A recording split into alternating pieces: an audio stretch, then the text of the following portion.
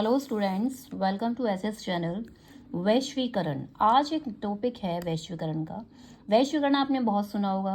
दुनिया भर में वस्तुओं और सेवाओं, तकनीकों और सांस्कृतिक प्रथाओं का त्वरित आदान प्रदान, लेना और प्रदान करना, वस्तुओं का, सेवाओं का, तकनीकों का और सांस्कृतिक प्रथाओं। वर्ड्स मुश्किल हैं लेकिन समझना बहुत आसान है। वस्तुएं यानी चीज़ें जो कि हम रोजमर्रा बाजारों से खरीदते हैं। सेवाएं जैसे कि आपने ट्यूशन लिया है या कोई भी सलाह लेना। और तकनीक, किसी भी चीज़ को बनाने की टेक्निक। सांस्कृतिक में धर्म आ जाता है, भाषा आ जाता है। तो एक देश और दूसरे देश के बीच में या एक स्टेट से दूसरे स्टेट के बीच में भी जो वस्तुओं और सेवाओं का आदान प्रदान होता है वह स्टेट लेवल पर, देश के अंदर होता है। और अगर इंटरनेशनल लेवल पर हो तो उसे वैश्वीकरण कह दिया जाता है। वैश्वीकरण से आज हमारे देश में विदेशी कंपनियां देखी जा सकती हैं। इसके लाभ क्या क्या हैं? यानी बहुत सारे विदेशों ने हमारे देश में निवेश किया है। हर तरीके का सामान उपलब्ध है। एक गरीब व्यक्ति आज जब मार्केट में जाता है तो उसे कोई खिलौना लेना होता है या फिर कोई भी मशीन लेनी होती है तो महंगी नहीं खरीद सकता है। जैसे कि आप उदाहरण के लिए चाइनीज़ आइटम ले लीजिए। चाइनीज़ आते ही हमारे दिमाग में लगता है बड़ी सस्ती चीज़ मिल जाएगी। एटलीस्ट हम उस समय अपनी नीड को सेटिस्फाइड कर लेते हैं। हम अपनी पसंद की वस्तु व सेवा सस्ती कीमत में ले सकते हैं। आज गुड़गांव जैसी जगह पर काफ़ी रोजगार है। यानी एक छोटे लेवल से लेकर बड़े लेवल तक का रोजगार गुड़गांव में मिल जाता है, जो कि एक बहुत ही प्रोग्रेसिव स्टेट हरियाणा से बिलोंग करता है। विदेशी मुद्रा का भंडार अत्यधिक है।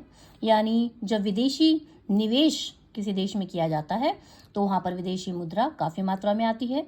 विदेशों की यात्रा आसान है। एक देश से दूसरे देश के अंदर जब व्यापार होता है तो वहाँ पर लोग यात्रा भी करते हैं और उसके लिए वो आसान हो जाता है। वह जीवन स्तर ऊंचा हो गया है। ये सारे के सारे लाभ हैं वैश्वीकरण के। जब व्यक्तियों के पास बहुत सारी चीज़ें आ जाएंगी, वह अपना रहने का जो स्तर है वो ऐश्वर्य से युक्त कर लेता है।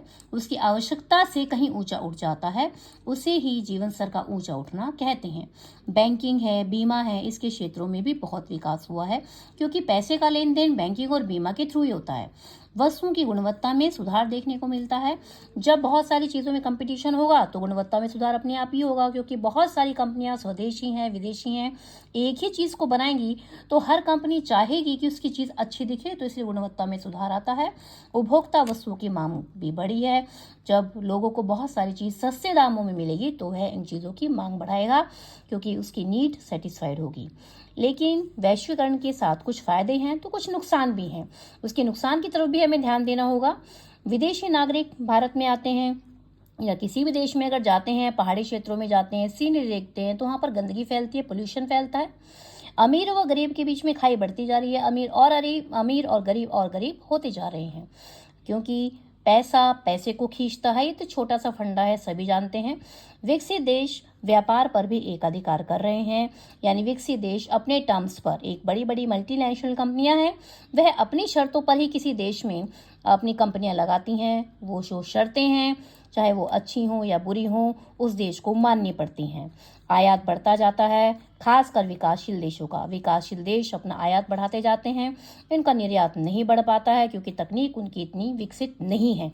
मशीनों व तकनीक ज्ञान के अधिक विकास के कारण कई लोगों की नौकरियां भी चली जाती हैं, तो नौकरियों में भी गिरावट आती है। गांव व लघु उद्योग तो बहुत तेजी से नष्ट हो रहे हैं क्योंकि वो बहुत ही स्मॉल स्केल पर काम कर रहे हैं।